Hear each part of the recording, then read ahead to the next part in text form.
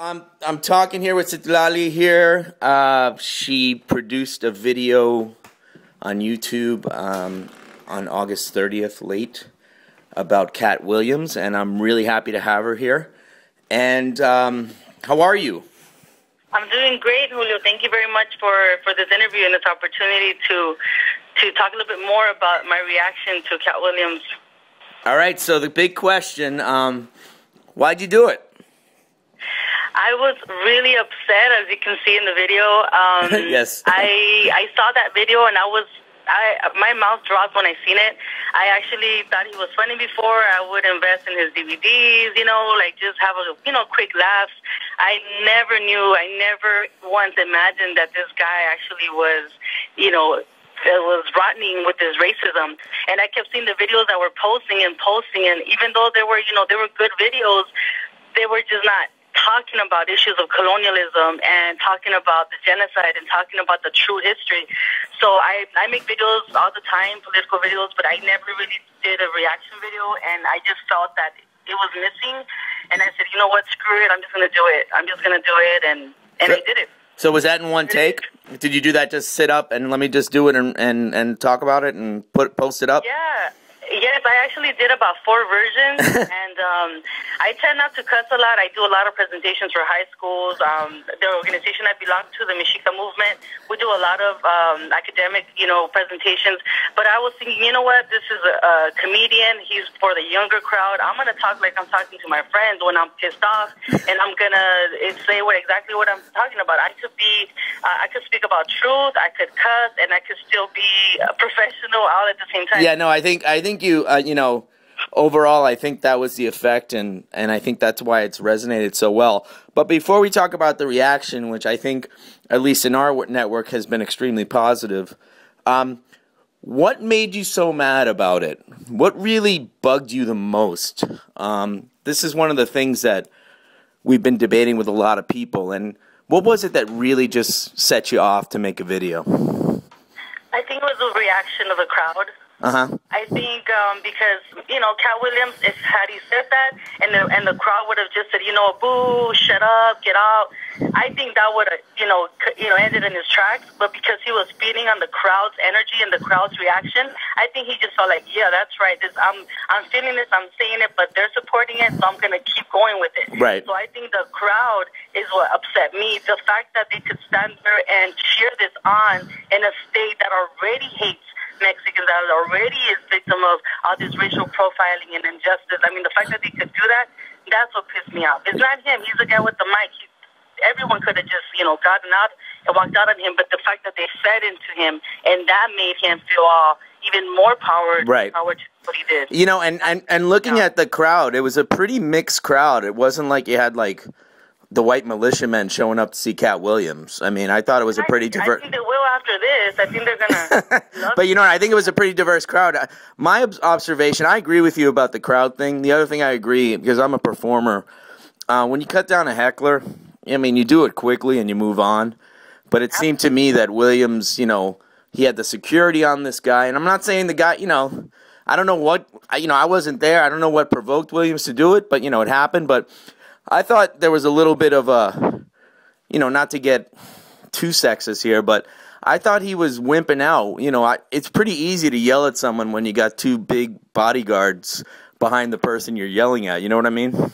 Absolutely. Absolutely. I mean, that just shows how many years has he been a comedian, and he's going to let that get to him. And then it's all in his face. At first he was smiling and kind of, making more jokes about it. But towards the end, this guy was full-blown upset. Yeah. Just see the rage in his eyes. Like, what happened to being funny? What happened to having quick jokes? What happened? He just let his emotion and what his thoughts were of Mexican people to just completely come out. And again, being empowered by the damn crowd that was behind him. So yeah, the reaction to your video, and we put it on our post last night, and there was a little buzz on Twitter when it came out, mostly from Latino women. Mostly from women who saying, we're really proud that someone stepped up to the plate and just said what I wanted to say. So how do you feel about that? Do you feel like you're, does that something that I know after you do a video, you're like, oh my God, I posted it. But does that inspire you? Yeah, that does inspire me, and that I mean, just for clarification, I myself to consider myself Latina. That's not a term that I define myself with, but I understand a lot of women do. Yeah. But more importantly, I think as a Mexican woman, as an indigenous woman, Yep. Our voices are missing. You know, our voices are missing. Our knowledge, our warrior sisters are missing from YouTube. Besides makeup videos and whatever other videos, that we really need to stand up for ourselves. And I mean, I did it, and it's like I said, I do a lot of other videos, and I think the fact that I'm out there speaking with the camera in my face, I don't know why that changed the hits, but I guess it worked. And yeah, no, it works. The biggest thing is using this opportunity to talk about the real issues, and the real issues are this racism against Mexicans, the issues about defending ourselves, the issues about not being myself, be used on YouTube as just, this is just another upset Mexicana or whatever. Right. No, listen to the content of what I'm saying. I'm speaking truth. I'm speaking facts. I know what I'm talking about. I know exactly what I'm talking about. I've been working on this since I was 15 years old. Good for you. What I'm saying. Good for you. So what do you say to because, this is a debate, and we've posted a lot of it. It's gotten a lot of interest, both on our sites and on other sites and in other groups, and it's been spreading like wildfire on Facebook and Twitter. What do you say to the people that say, well, he's a comedian, or I'm Mexican and he's speaking the truth? I mean, we have gotten comments like that. What do you attribute that to? I think a lot of our people are used to being made fun of, and they don't really take themselves seriously. They don't have really that lingo with self-respect. I mean, we're tired of the jokes, Right. What happened with Michael Richards? What happened? He was held accountable for the crap that he said. What happened to the producer? What is his name?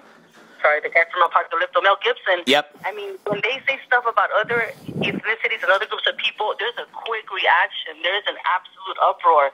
But when they say stuff about Mexicans and other, brown people, there's not really that same reaction, and right. That's upsetting, because that lets you know where we're at as a people, as a collective, where we don't have that we're not upset, and we have the right to be upset. But when you don't know your history, you don't care about your community, you don't have a strong sense of identity, you're going to let people walk all over you. You're going to let people make jokes of you. You're not going to have a spine from which to be able to defend yourself and your people.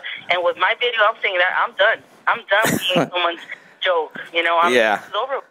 Yeah, when we posted it the first time, or at least when we were doing about Colombiana, we used the Twisted Sister song, We're Not Gonna Take It, from the 80s. Oh, right. So it's kind of become like a little mantra among us. But so what do you want to happen? I mean, do you want I'll leave you with this final question. What will soothe things, or will there be any opportunity for closure here? Honestly, I don't think an apology would be enough at this point. I think this is a chance for the black and brown community to get together. I think this is a chance to start even talk again about the issues of racism in Arizona. I mean, this is a state where the Nazis they have their march, their national marches are held in Arizona.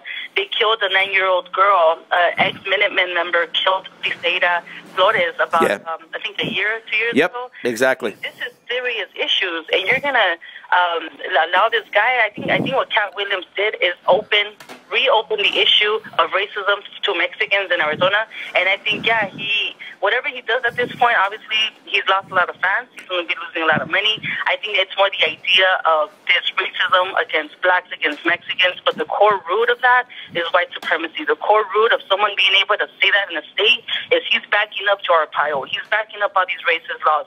And now he's gained a whole new fan base of Minutemen and of Nazis that are going to be for sure flooding his shows, is my take on it. But I think the closure here, there's never really going to be a closure. I think the more thing is the challenge for us is to talk about issues in a real matter. Right. Not just, hide behind, it's just a joke. And I know those of us that are awake and those of us that are aware of this history, we need to take it upon ourselves, because that reaction of that crowd lets us know we still have a lot more work to do. We still have a lot more conscience to raise, because that's disgusting. That state that had a huge, and so these are people of color. These are the people of color that are supporting Katt Williams, and you're reacting like that to this guy. We have a lot more work to do. I think that's what this represents.